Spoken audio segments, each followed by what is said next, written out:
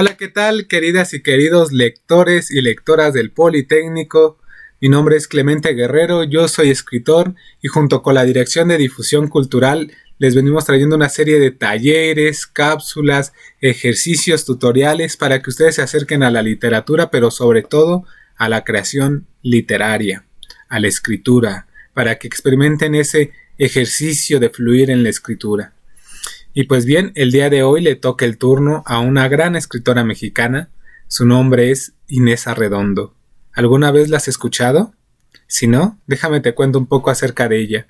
Es paradójico porque Inés Arredondo nació en la década del 20 del siglo XX, es decir, en 1920 y algo.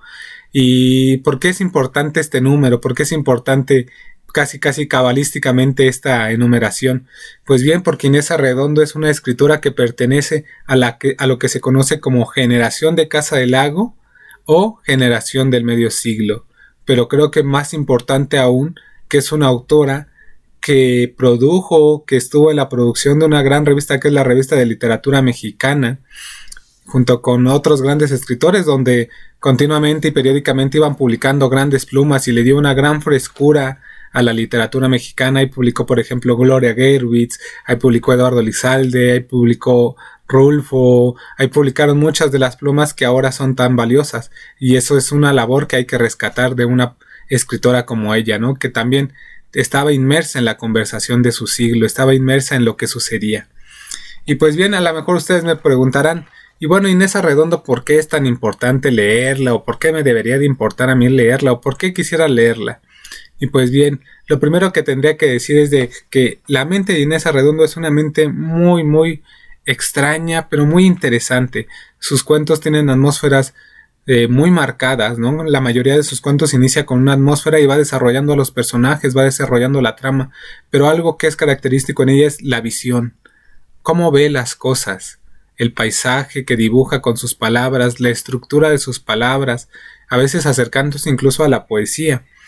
Entonces, sin dejarnos de contar, por supuesto, una historia. Entonces, es muy importante que revisemos estos cuentos para que nos demos la idea de cómo escribe una mujer en el siglo XX, con qué fuerza narrativa lo está escribiendo, ¿no? Incluso en sus personajes femeninos son personajes muy interesantes. En el cuento de Mariana, uno de los que más se reconocen y que pueden descargar de forma gratuita a través de material de lectura de la UNAM, es el cuento de una niña que sabe y que piensa muy bien, ¿no? Porque a veces también nos cuesta trabajo hacer críticos con el comportamiento de los adultos hacia los niños, lo que se conoce como adultocentrismo. Y pues bien, ella, si bien todavía no se acuñaba el término a cabo y rabo, ella ya estaba promoviendo estas ideas, ¿no? De cuestionarse cosas sobre la realidad, sobre cómo se trata a la mujer, cómo se trata a los niños.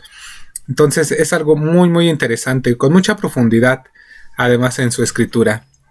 Pero bueno, no me crean a mí, vamos a leer un pedacito de un cuento de Inés Arredondo que se llama La Señal, y ya me dirán ustedes qué piensan de él.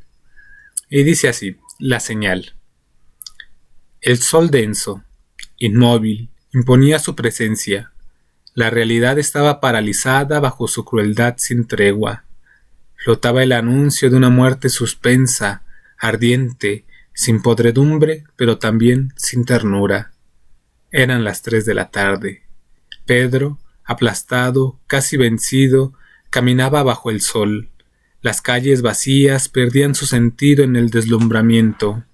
El calor, seco y terrible, como un castigo sin verdugo, le cortaba la respiración.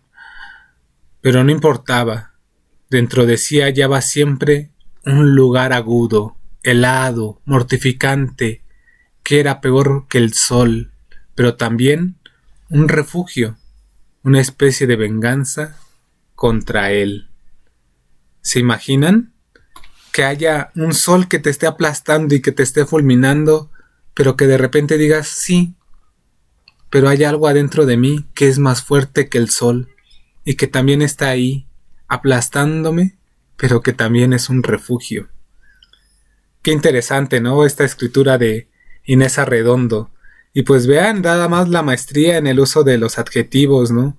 Dice, pero no importaba, dentro de sí hallaba siempre un lugar agudo, ¿A qué se refería con eso de un lugar agudo? ¿Cómo es un lugar agudo dentro de nosotros mismos?